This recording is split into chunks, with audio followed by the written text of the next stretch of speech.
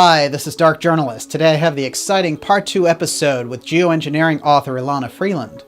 Now, ELANA's soon-to-be-published book on the space fence, set for release in early 2017, is a groundbreaking follow-up to her Chemtrails HAARP and the Full-Spectrum Dominance of Planet Earth book. Now, in Part 1, we looked at the history of the building of the space fence, including attempts to ionize the atmosphere using advanced HAARP technology. In this special episode, we'll discuss the deeper implications, militarily, sociologically, and even the psycho-spiritual aspects driving the agenda. Was the SDI's Star Wars program cover for a much larger scenario? Here we go. ELANA FREELAND, Space Fence, the secret plan to ionize the heavens.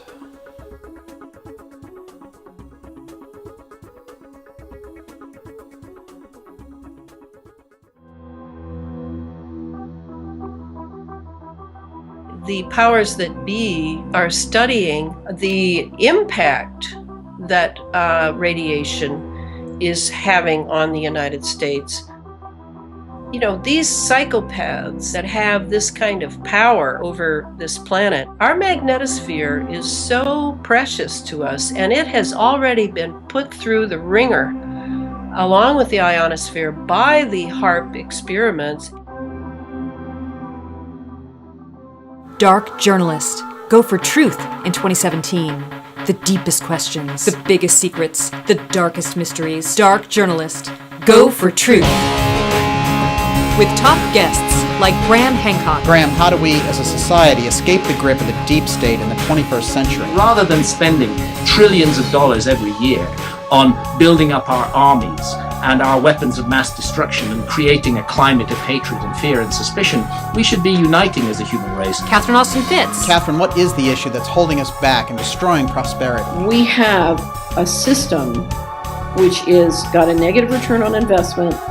It's killing human productivity, and where it's going is inhuman. Linda Moulton Howe. Linda, you've been fighting against secrecy your whole life. How are we doing in this battle? There is a kind of energy and synergy that you and I have because we are both trying so hard in so many facets to get to the bottom of what is the truth. Dark Journalist. Go for truth. Visit darkjournalist.com and subscribe now for a special winter discount available for just $39 for 1 full year. You'll receive exclusive member benefits, including access to the complete high-quality audio archives to stream or download at your convenience, and subscriber-only content, including bonus show material. Sign up for our free newsletter to stay updated on the latest shows. Dark Journalist. This is the year. Now is the time. You know, we need dark journalists, so just keep doing what you're doing. Join us now and go for truth. Well, hello everyone. I'm excited to bring you this important Part 2 episode with ELANA FREELAND on the space fence. And I want to come out here and say I think that this issue of the space fence will probably be the biggest issue facing the world in 2017 because it's tied into so many different aspects, from surveillance, centralized control, advanced technology, just a major issue, and it really is a crucial pivot point. Now, there was a great response to Part 1 of this episode, and a few people felt also that the concept of the space fence was too overwhelming, and were a bit intimidated and dispirited by the facts on the whole thing. Trust me, knowing about it is far more empowering than not, so keep that in mind as we go forward. Quick reminder here to sign up for our free newsletter so you don't miss any of the exciting shows we have coming up. ELANA, welcome back, and thank you for being here for Part 2 of our deep discussion on the space fence. Oh, thank you. Now, I want to say as we get started here that I find your work around these really kind of complex and esoteric subjects really the most accessible of anything that's out there. You certainly give us the scientific background to this whole range of issues. But I also know with your Rudolf Steiner training, being a Waldorf teacher, and being well steeped in anthroposophical thought, which is a movement I have great respect for, that your esoteric understanding really complements your scientific work, even though you don't make a point out of showing you more spiritual leanings in your research. Right. Which I really don't like. Yeah. I don't like people coming forward with their spiritual stuff. I mean, I feel bad about that. But you know, it's like, what else have you got? Great. I'm glad you have that. Now, what else have you got? And can you tie what you just told me to that? That's what I want. We're here for this world Right, and the right. people in it, and nature, and and we're just this teeny weeny little spot on a long historical spectrum, and here we are, and this is my watch. That's what I always say to people. I'm not going to sit aside during my watch. Well, that's crazy. This is my watch. I'm going to work my buns off for what I know to be true. And that is life to me. It's not a matter of, oh, I have a life. And then part of my lifestyle is I have this nice Facebook thing and I'm writing books. And no, this is it. This is the pinpoint. And for me, maybe it's because I'm a Romanian, but for me, everything depends on this one pinpoint and what I do with it. Yes. And that's my future lives. That's the heredity I have as an incarnating being over and over again. I'm responsible for that, and I'm responsible for what's ahead.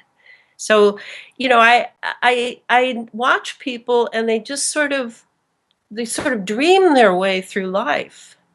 And, I'm an awakener. And if they're up for it, I'm willing to awaken them or be one of their awakeners so that they can really make hay while the sun shines here. Mm-hmm. The sun's not even shining anymore with our skies. Uh, That's a good point, actually.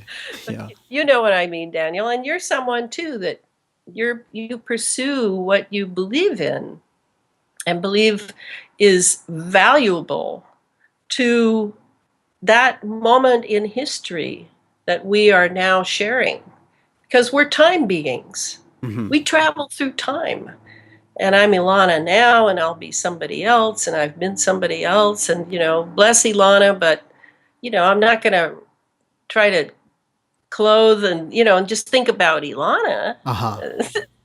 This is our moment in an amazing time where the balance between good and evil is just it's visceral.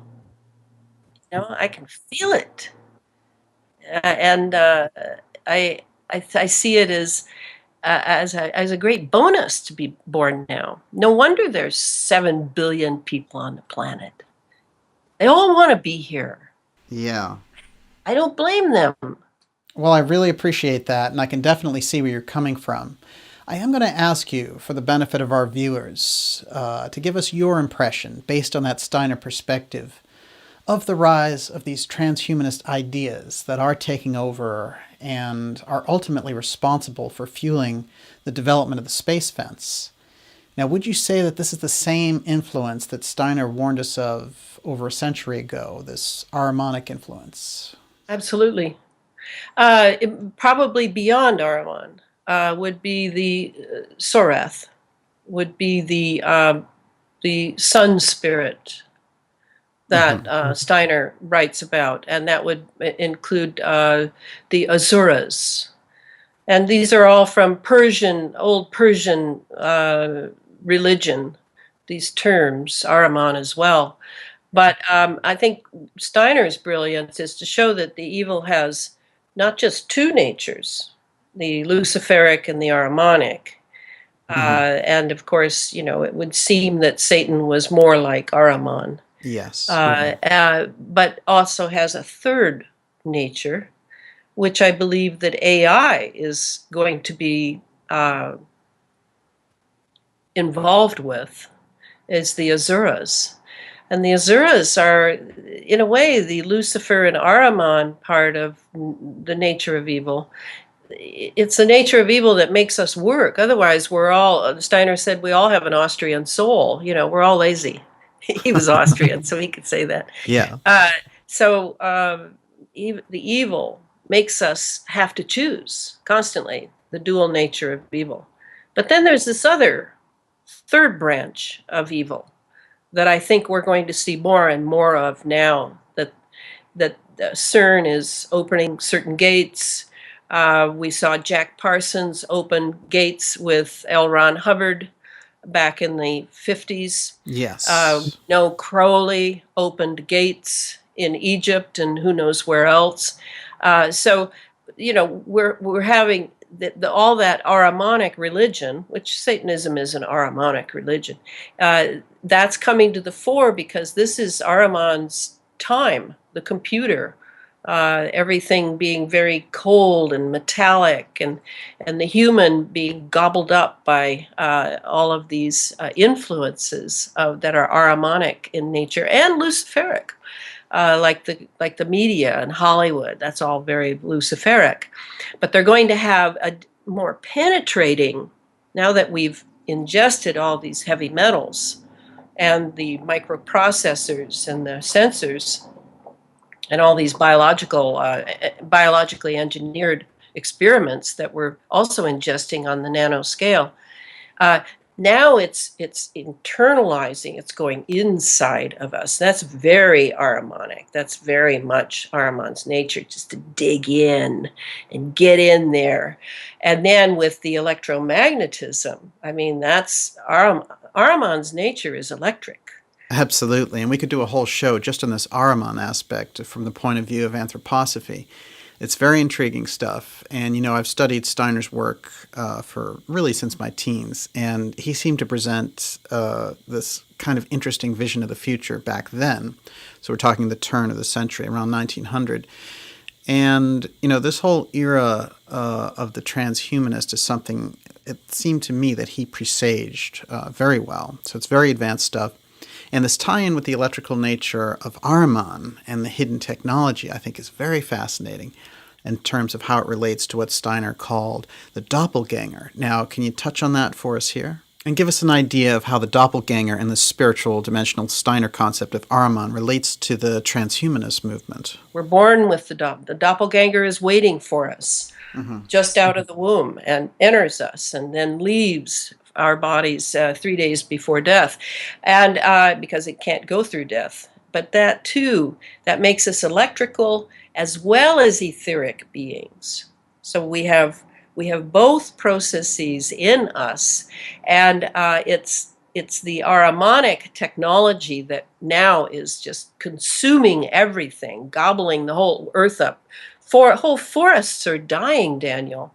The soil is dying. All of nature is dying. They don't want nature. They want to be the gods of this realm. And they want to use DNA to get back whatever they need. They can just let species go day by day.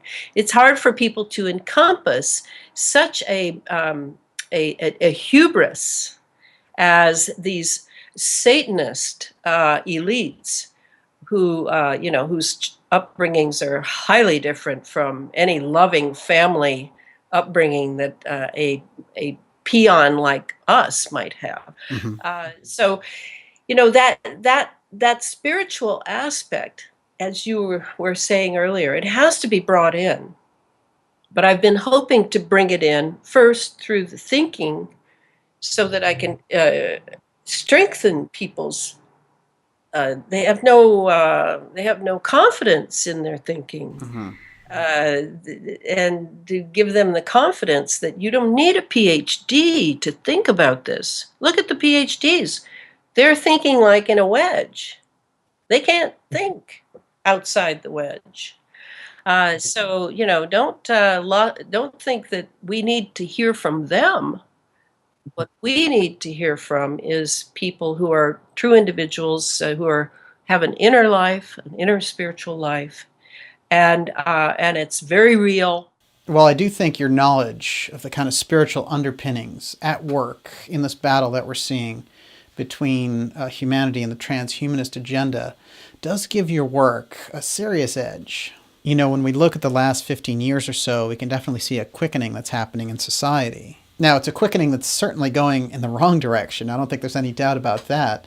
But it is a quickening nonetheless. And I think it's fascinating to look at because as you see the culture degenerate, it's almost as if something powerful is stirring right underneath, bubbling up. And it reminds me very much of some of the positive movements that happened after World War II, which of course was terrible, but it's almost as if things had to get that bad before we had a pendulum swing back and a more aware consciousness coming forward. Yeah, and in a way, we could both say our grandparents probably felt that as well. Oh, the world, what's it coming to? And when the 60s happened, I remember Exactly. my grandparents, Alana, I just don't know what you're doing. But this is not the same. This is not just a generational difference. And at the speed at which society is changing, it's not just that. There's more to it. But people, especially white liberals, are they're so hesitant to dig in to what this might be if it's not politically correct. And that is that is how this has happened, because we're all too hesitant. We're all too respectful of differences and multicultural and this and that. It's that's all surface, but it's a very convincing surface. It's absolutely brilliant how the Bill of Rights has been undermined. I mean, it's been the right pace. Now there's no Fourth Amendment left. They can come in anytime. The privacy. What's that with the telecommunications industry doing what it's doing? There is all these things have been just sort of pulled off like feathers off of the bird of liberty, and meanwhile everybody's just kind of stood around and watched it. Just my, or maybe they call their legislator. Oh, that's going to do a lot of good. They're all in bed with corporate America. Oh yeah. What are they going to do? Or they're being blackmailed for dirty pictures of them with children.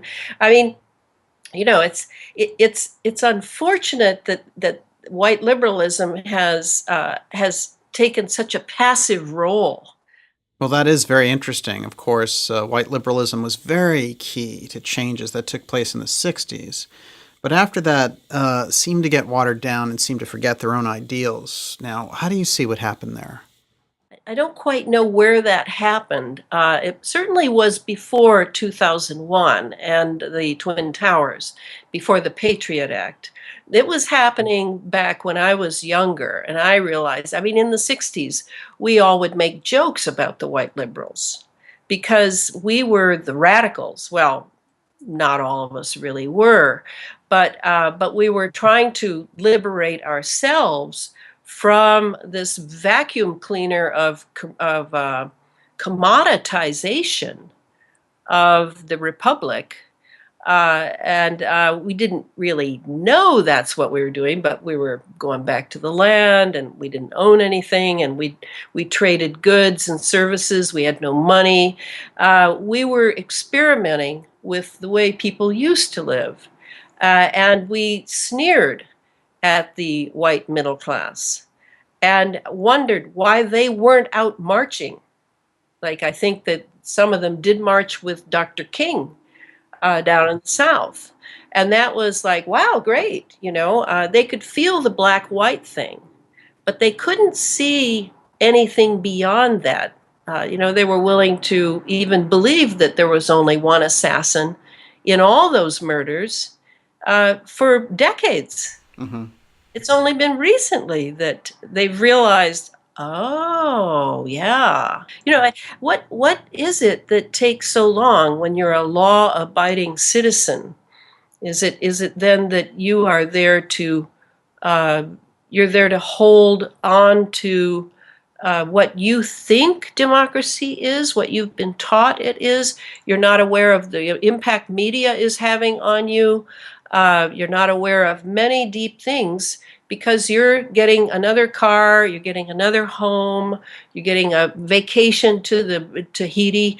Is it that comfort and convenience has completely ensnared you in a slavery that will drag your nation down into slavery as well?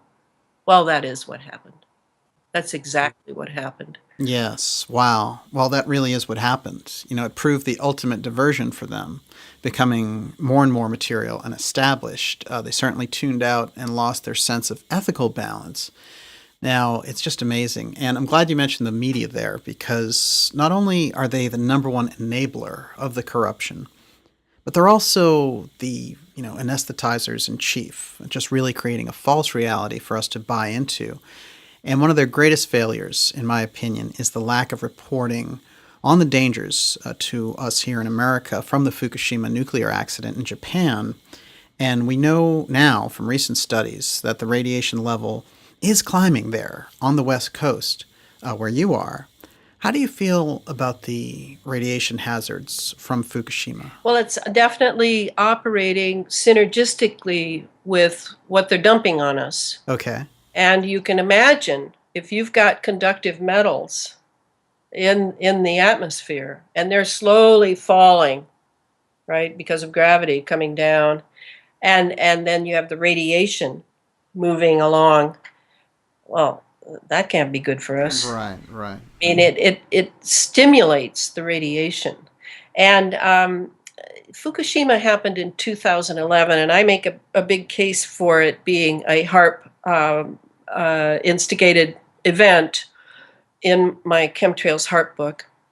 And since 2011 is kind of right in where you were talking about. All the activism began in 2010, 2011, and that's when the radiation began moving. And it took a while for the plume to come over us, as I recall. I mean, I always go to Lorraine Murray. Mm-hmm. She's sort of my weather person for radiation. And I'm concerned. I have Ludol's 0.5 iodine, 0.5% iodine. I take a few drops a week, just in case.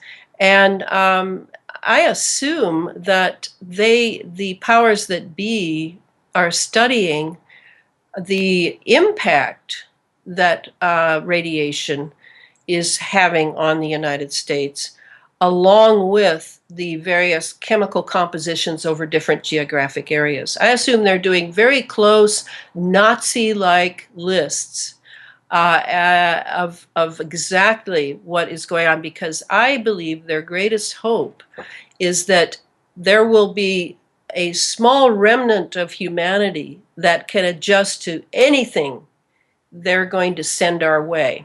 And that would be radiation, that we would evolve to be able to handle radiation, particularly the children. I mean, I'm too old, I won't evolve, but the children, and that they'll be able to even handle it when it's an entirely wireless atmosphere, and there are waves traveling every which way, and many military operations are ongoing under AI. Artificial intelligence. And so that's how I see it. They don't care how many of us die. And if we get sick, well, that's good for a disaster capitalism for the medical and the big pharma industries. No problem there. Just to see who makes it and who doesn't. And then conjecture why. What is it about them? I mean, they've got the genetics on almost all of us. I don't think they even need you to come in and take a swab anymore. I think they can actually do it remotely now. I think I read that. Oh, well, that is disturbing. And I just think of all the free thinkers that I associate with Oregon and Washington State. Yeah. That's quite an interesting target for an experiment like that. Yeah, and yeah, I feel for people. I do notice that the chemtrail action in some places, I think right away of Croatia. Oh my gosh, what has Croatia done to deserve what is being... I don't think they've had a clear day. I think it's been dark there for a couple of years. Fascinating. And every time someone sends me something from Croatia, it's just a doom and gloom over, just hanging heavy. And that's the other question is, another delivery system is definitely going to be drones. And why not some of the small drones, and they can fly much lower? Uh-huh. So, it's an ongoing experimentation that they're engaged in with this. Well, if you were to look ahead to the year 2020 in America, and this is a running thread through the shows I've done in the last year or so, So let's just skip ahead a few years. So by then, the space fence is more fully implemented, let's say. And certainly a lot of these programs have taken major steps over where they are today. And, so I guess the question is, what's the progression here? What kind of changes in our regular lives can we expect to see in a world where the space fence is fully operational? That's a good question. I think that for a while, anyway, people are going to find a way to adjust to the form of fascism that we're now undergoing. And they're going to live low to the ground, uh, keep their jobs, such jobs as there are, constantly, maybe less and less, react to the false flag events that are going to be constantly coming down the pike to sort of knee-jerk us into more and more law enforcement and an acceptance of the necessity of surveillance. I think more and more people are going to get very sick. Their immune systems are not going to be functioning very well, and that's going to include younger people. And they'll be providing plenty of guinea pigs for various experiments going on in the medical industry, because a lot of these, the nanos for sure, and lasers, and all of these things are being used medically, and so that will dovetail nicely for the medical industry. I think people are just going to expect less and less of their lives, and will there be an uprising somewhere like Anonymous or something where people can congregate? It's the congregating that I can't quite get hold of, Daniel, of how you do that when you have surveillance on this scale.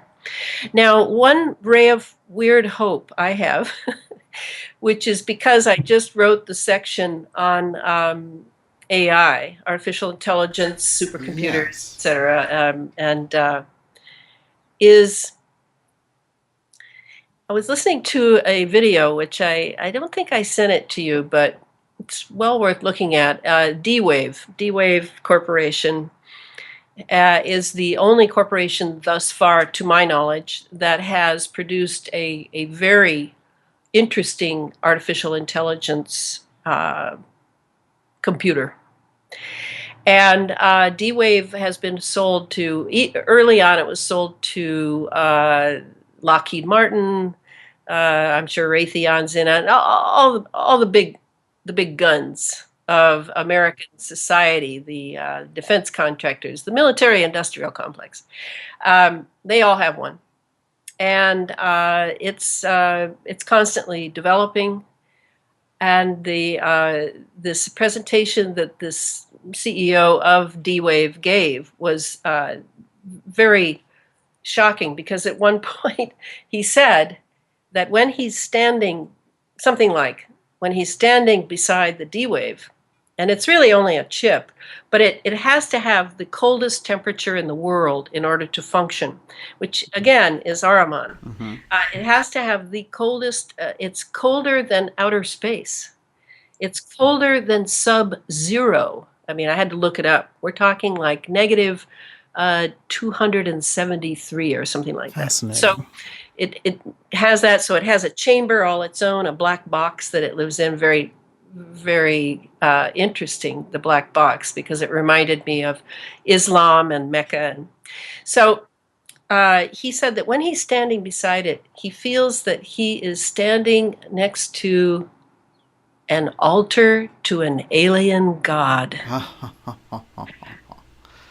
I about fell over. It was great. Unbelievable. An altar to an alien god. And he's saying this happily. Whoa. This is a devotee. So here's how I see it. Maybe now that this AI, and he explains it quite well in this little piece, and I'd already known it because I went to the D-Wave site and read for myself, but it seems that the AI computer because of the way it depends on qubits, QUBITS, quantum bits, when what a normal computer does is it has the ones and the zeros, and one is positive, one's negative, and so you've got this constant thing going on. But the AI computer can do both at once, and it actually, they've decided that it does that because it is in contact with parallel dimensions. Right. So if indeed, I mean, we already know about CERN bringing in various portal and beings. All right, so if the AI computer, particularly the D-Wave one, is in touch with other dimensions, then perhaps that's where our savior will come from. I don't mean a savior like an actual being. I mean like something will happen through those parallel dimensions that drags this infrastructure down. This is just my latest science fiction fantasy. That's good. No, I appreciate that, actually. It is very interesting, and they are getting into areas that they don't know a lot about, for sure. They don't understand the ramifications at all. I don't think that they're experts. No, you're right. And they even admit that they do, even a supercomputer, they do not understand what is going on in there during the computation. Mm-hmm. They have no clue. So are we looking at the ghost in the machine? Could be. I think we are. Well, we are in the era of advanced robotics, and it could become the central threat of our time, which takes us back again to the idea of the space fence, because I want to ask you here if there's anything in your research that supports the idea that the true reason for building the space fence is to keep off-world groups out and to deal with the UFO phenomena, for example. That could very well be. It's like my 7th operation that I put in the book for the ionized atmosphere is the detection and obscuration of exotic propulsion technology. Right. And there is a site now up and going, run primarily by Sean Gautreaux, which is called What is in Our Skies. And people are taking some extraordinary infrared photographs and seeing triangular craft in the clouds. Now, the question is, are the triangular craft ours? Are they like the Aurora, which, of course, the military never admitted existed, but many military people know it did, right, or does? Or is it from one of these dimensions that the D-Wave AI is in touch with? Right. I don't know. I think we have to keep an open mind because I don't remember who said it, but it was if you don't think quantum physics is unbelievable, then you don't understand quantum physics. And that's kind of how I feel. Is we're on the precipice, on the threshold of a very different time when things that we've been taught over and over do not exist are suddenly obvious.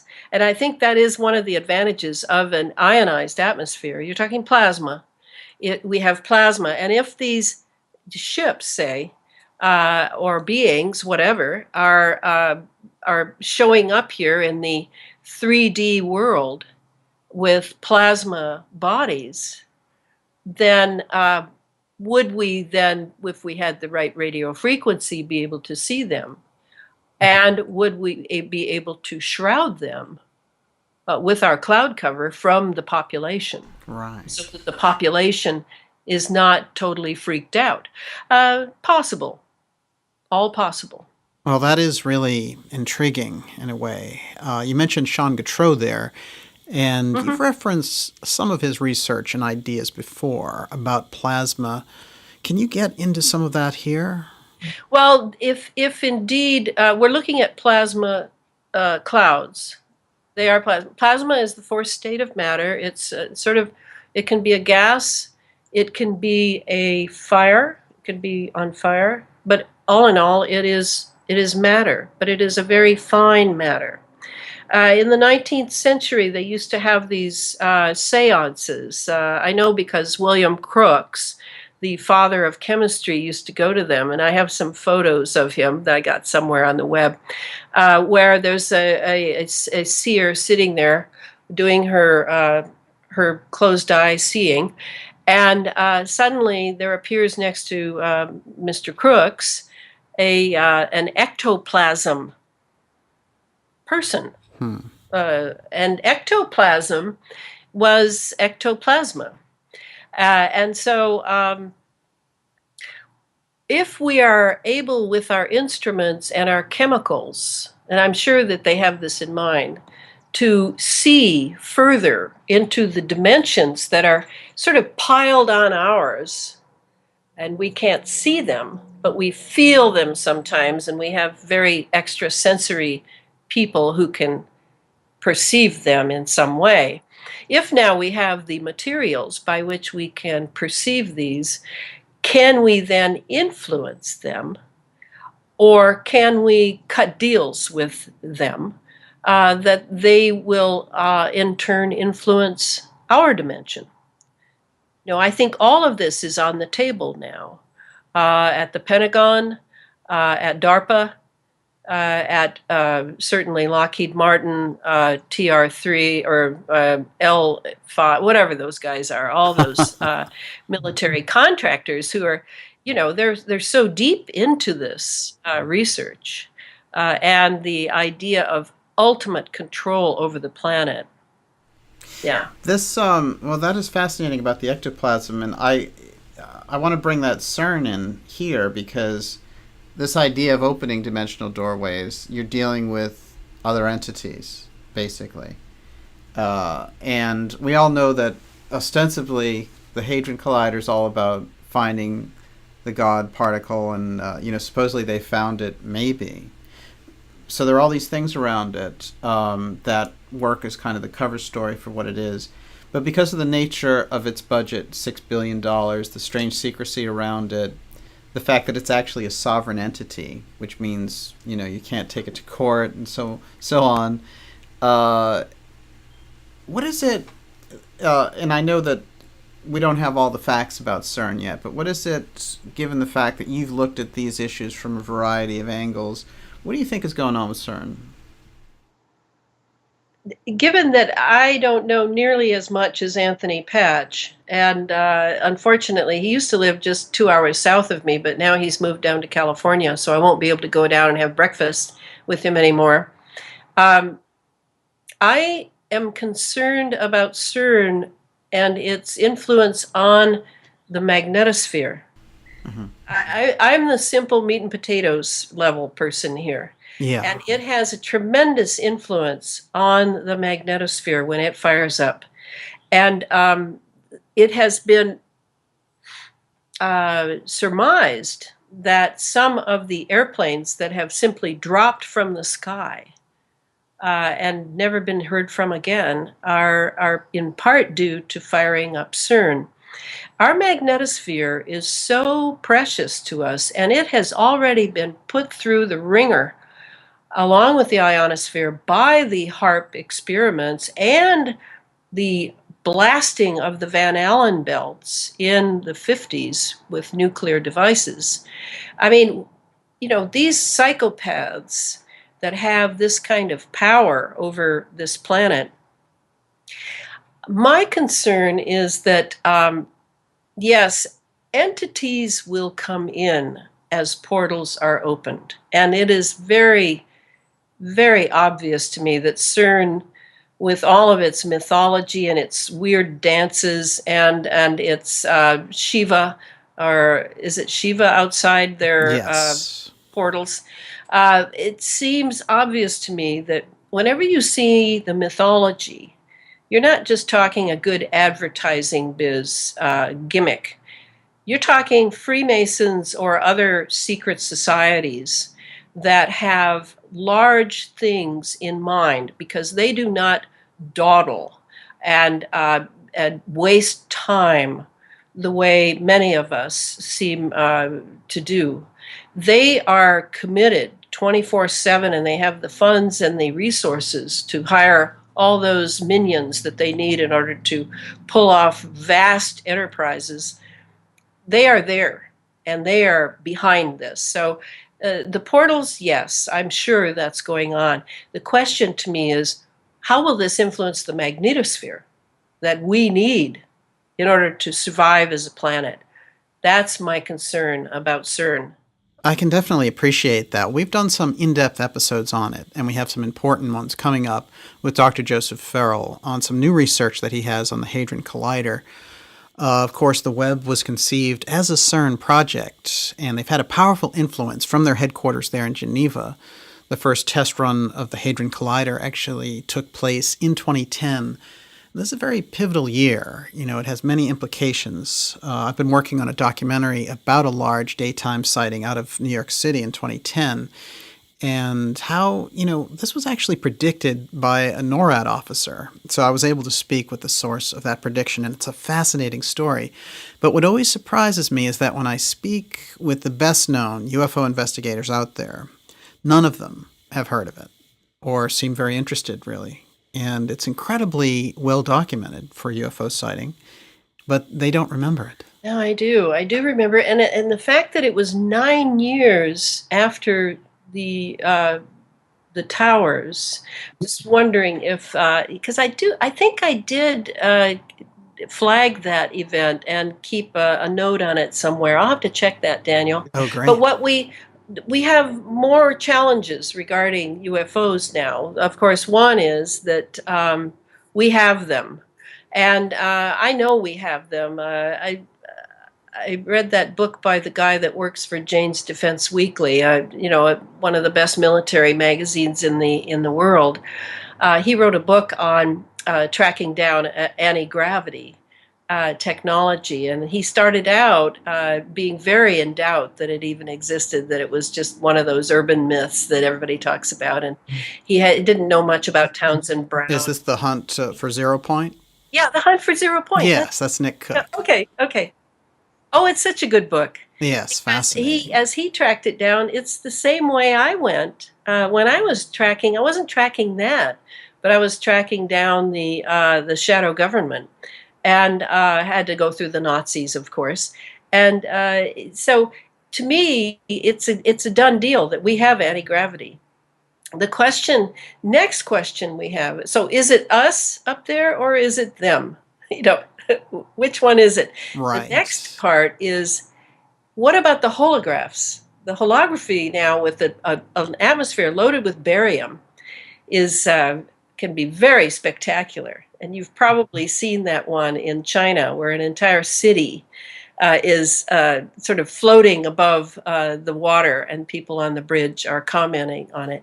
Yeah. So is it holography? Are we looking at holography? Are we looking at real crafts from another dimension? Are we looking at ours? That's the problem. Yeah. I don't know which is who. Mm-hmm. Yeah. Well, it makes it very difficult to discern what's going on there, for sure. Of course, holograms and that kind of technology wasn't really happening in the 30s and 40s, so holograms don't explain the phenomena very well. The two options we've had are that there's this alien civilization visiting here, gathering info on us, and there's the whole abduction phenomena that goes with that. And the other is that there are secret military craft. Both of them are viable in their own way, but they don't really answer to what's actually going on. So it's an incomplete picture, and there's nothing at this point that ties it all together. No, and I may be wrong on this, but I maintain that the craft coming from other parallel dimensions will put on plasma bodies. They will use plasma because they are not subject to the physical the way we are. And it can look very real. And you can touch it even, plasma. But I don't see that it's physical ships coming from Alpha Centauri or something. Mm-hmm. Of course, it would be entirely possible through a parallel dimension to come from Alpha Centauri instantaneously It's not a matter of well, who'd be in a ship that long. They're not subject to, that. I understand that. We're talking about scalar types of physics that do not depend on time and space at all. So that's not the problem for me. The problem is I just don't think they'd have physical ships. I think that the most physical they'd have would be plasma. That is a really interesting point, that there is a third option here, which is interdimensional travel coming through. But I will say this in terms of the really deep research on the UFO subject from whistleblowers and so on. It seems that they have a lot of unanswered questions inside the military about what's going on here. So that suggests to me they're not in control of the action around the UFO phenomena, at all. Well, because of the military's penchant for need to know and compartmentalization, not really sure about that. Yeah. Also, there's mind control. Some ex-military have come forward and said this, that, and the other. But are they mind controlled? Have they been sent forward? Because a lot of people have the idea, because knowledge is power, they're going to hide all the information. No, they're going to trot out quite a bit, because the easiest place to hide something is in full sight. I tend to believe that what Michael A. Hoffman II wrote in his fabulous little book, Secret Societies, and what's the rest of it? Anyway, Secret Societies is the first part, where he says that there are 3 phases that we've been put through. And the first phase was the creation and destruction of matter. That would have been the atomic bomb in 1945 that was blown off down in New Mexico. And the second one was the killing of the king, and that would have been the death of Kennedy in Dallas. And the third one is the revelation of the method, and that's what we're in now. They're going to tell us what they do all the time. They're going to do it in movies, and they're doing it. They're showing us, but it's got a little bit of a fictional spin, and it's fun, and it's entertainment, as we call it. In America, everything's entertainment, but the revelation of the method is important because they want our complicity. They want us to know and do nothing. That is the true satanic premise. It isn't good enough. If you read Aleister Crowley or Jack Parsons or any of those guys, they'll tell you, it's not good enough that we can take your soul. We want you to give it to us. We want your complicity. That's what makes it a true sacrifice to that dark god. And that's kind of how I feel now. I see a lot being told to us, but again, because people lack the context, they don't know how to interpret it after, 100 years of being taught that there's no such thing as God, there's no such thing as evil, there's no such thing as real religion, that, everything is materialistic. They don't know how to interpret because they don't have a context that they can draw upon in order to interpret what they're being told. And that just gives giggles and kicks to the dark side. They love that. We're just stupid. We're so stupid.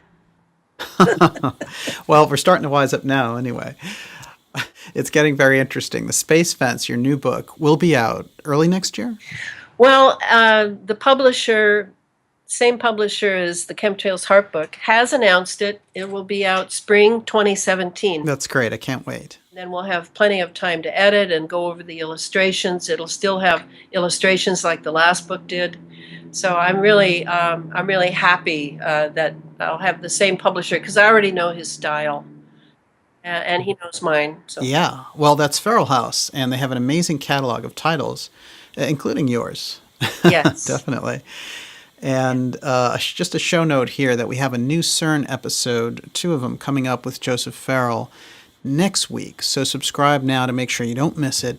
That discount is still out there for as long as we can keep it going. And ELANA, just excellent stuff. Thank you so much for coming on for 2 episodes and sharing this important research. And we'll have you back on when the Space Fence comes out. Always a pleasure, Daniel. Always a pleasure with you. Thank you, ELANA. Thank you for joining me for this fascinating episode with ELANA FREELAND on the Space Fence, the secret plan to ionize the atmosphere. You can find more deep interviews, special reports, and documentaries at www.darkjournalist.com. You can also subscribe here to our YouTube channel to receive the latest videos. See you soon.